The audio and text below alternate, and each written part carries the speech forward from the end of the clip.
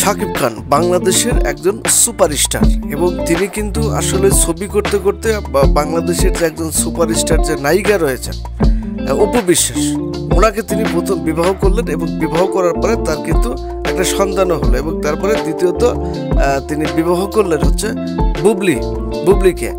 বুবলিও তিনি কিন্তু বাংলাদেশের একজন সুপারস্টার। তো দুজনকে বিয়ে করার পরে দুটি ঘরেই কিন্তু আপনার দুটি সন্তান রয়েছে এবং শাকিব খানকে এজন্যই একজন ব্যর্থ সুপারস্টার বললাম। শাকিব খান কিন্তু একজন সুপারস্টার, তারপরে তিনি একজন বাংলাদেশের ব্যর্থ সুপারস্টার। এর জন্য বলা হচ্ছে যে শাকিব খান তিনি একজন সুপারস্টার মানুষ হয়ে বাংলাদেশের দুটি সুপারস্টার নায়িকাকে তিনি বিবাহ করলেন এবং আপনার দুটি ঘরেই কিন্তু আপনার একটি একটি করে সন্তান। তো সুতরাং নায়িকা অপু বিশ্বাস উনি কিন্তু অনেক সুন্দর, ওনার কথাবার্তা ভালো, উনি একজন শিক্ষিত জনদরদী একজন অত্যন্ত ভালো মনের একজন মানুষ। অপরপক্ষে আমরা দেখলাম যে বুবলি ম্যাডাম, উনি কিন্তু একজন সুদর্শন, উনি অত্যন্ত শিক্ষিত, ওনার কথাবার্তার মধ্যে অনেক মেধা আমরা দেখতে পাই যে উনি অনেক সুন্দর করে কথা বলেন এবং তার কথার মধ্যে অনেক মেধা কিন্তু আমরা বুঝতে পাই। তো কাজেই এই যে দুটি সুপারস্টার নায়িকাকে বিবাহ করার পরে এবং তাদের অতি স্বল্প সময় আমরা দেখলাম যে তাদের ঘরে কিন্তু একটি করে সন্তান হলো এবং এই যে একটা বাংলাদেশের সুপারস্টার তিনি দুটি বিবাহ করলেন স্বল্প সময় এবং স্বল্প সময়ের মধ্যে তাই দুটি সংসারই কী হয়ে গেল, নষ্ট হয়ে গেল।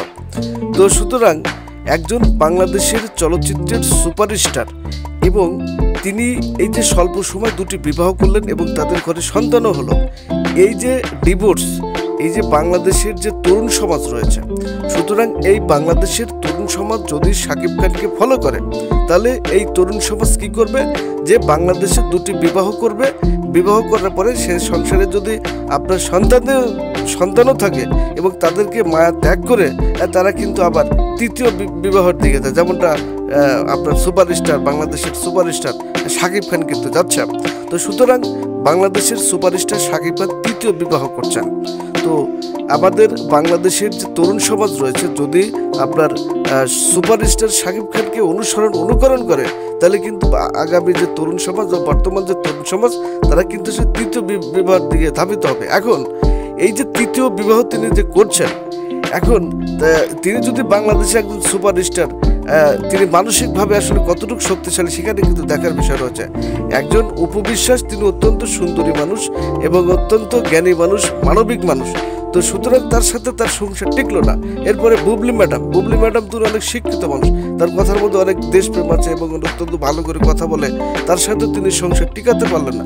সুতরাং আমরা বলতে পারি যে বাংলাদেশের যে সুপারস্টার শাকিব খান তার মধ্যে মানসিক দুর্বলতা রয়েছে, কারণ তার মধ্যে যদি মানসিক দুর্বলতাই না থাকতো তাহলে কিন্তু আপনার এই যে আপনার দুটি সংসার তিনি কিন্তু একটি টিকাতে পারলেন এবং দুটি সংসারে আমরা দেখলাম যে একটি করে সন্তান রয়েছে। এখন তৃতীয় বিবাহ যে তিনি যে করছেন এবং তিনি কিন্তু আসলে পরিবারের মাধ্যমে করছেন, এর কারণ হচ্ছে যে তিনি তো নিজের ইচ্ছায় স্বেচ্ছায় বাংলাদেশ চলচ্চিত্রের যে যারা সুপারস্টার তাদেরকে বিবাহ করে নাম করেছেন, এটা ঠিক আছে, তিনি একজন সুপারস্টারদের বিয়ে করেছেন, নাম করেছেন, এদিকে তিনি অনেক উঁচুতে রয়েছে, কিন্তু তিনি সংসার টিকাতে পারেন নাই এবং তার মধ্যে এমন মানসিক দুর্বলতা এখন আমরা দেখছি, সেটা হচ্ছে যে তিনি কিন্তু আসলে একা কোনো বিবাহ করতে একটা সাহস পাচ্ছেন না, অর্থাৎ তিনি বিবাহ করলে সম্ভবত ভেঙে যাবে, তাহলে তিনি মানসিকভাবে একটা দুর্বল অবস্থানে রয়েছেন।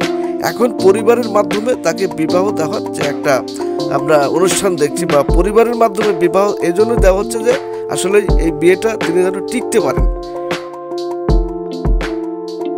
তো যাই হোক, আমাদের বাংলাদেশের সুপারস্টার, আমাদের গর্ব, আমাদের চলচ্চিত্রের নয়নমণি এবং বাংলাদেশের সুপারস্টার শাকিব খান যে আগামীতে যে তৃতীয় বিবাহ করতে যাচ্ছেন, আমরা দেশবাসী সবাই প্রত্যাশা করি যে আসলে তৃতীয় বিবাহ তিনি যেটা করছেন সেই সংসারটা যেন আসলে আজীবন টিকে থাকে এবং তারপরে তাকে যেন মানে বিবাহ করতে না হয়। পাশাপাশি উনি যে বিবাহটা করতে যাচ্ছেন তৃতীয় বিবাহ, এই তৃতীয় বিবাহের প্রভাব যেন ওনার যে আসলে দুটি সন্তান রয়েছে দুটি সংসারে, সেই সংসারের উপর যেন আপনার দুটি সন্তানের উপর এই বিবাহের প্রভাব যেন না পড়ে, পিতা হিসেবে তার যে দায়িত্ব তিনি পালন করবে এটা করে আসছেন।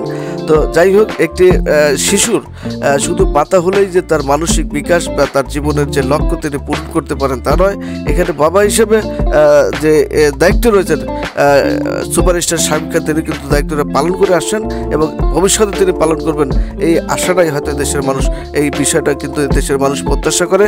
এবং আগামীতে তিনি যে বিবাহ করতে যাচ্ছেন এটা যেন টিকে থাকে, ডিভোর্স না হয়, এবং দেশবাসী শাকিব খানের মধ্যে যে আসলে সংসার করার যে মানসিকতা সেটা যেন বৃদ্ধি পায় এবং এই মানসিকভাবে তিনি প্রস্তুতি নিয়ে আগামী বিবাহ যাতে তিনি আসলে সংসারটা টিকে রাখতে পারেন, এই প্রত্যাশায় বা এই আশায় হয়তো দেশের মানুষ করছে।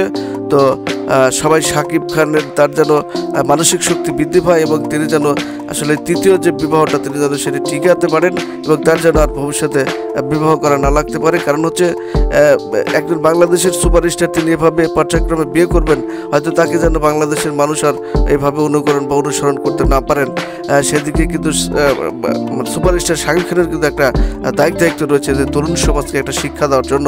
আসলে বহু বিবাহ মুসলিম সমাজে আসলে থাকলেও যার পয়সা রয়েছে তারা আসলে করতে পারে, কিন্তু এটা একটা ব্যক্তি স্বাধীনতার বিষয় রয়েছে, কিন্তু এভাবে পর্যায়ক্রমে আসলে ডিভোর্স করাটা কিন্তু একটা অযৌক্তিক এবং বাংলাদেশ এবং আমার বর্তমান প্রজন্ম এবং আগামী প্রজন্মের জন্য একটা বিরাট চ্যালেঞ্জ। কারণ তিনি একজন সুপারস্টার মানুষ, তিনি বাংলাদেশকে কিছু দেবেন, বাংলাদেশের এটাই দেশের মানুষ প্রত্যাশা করে।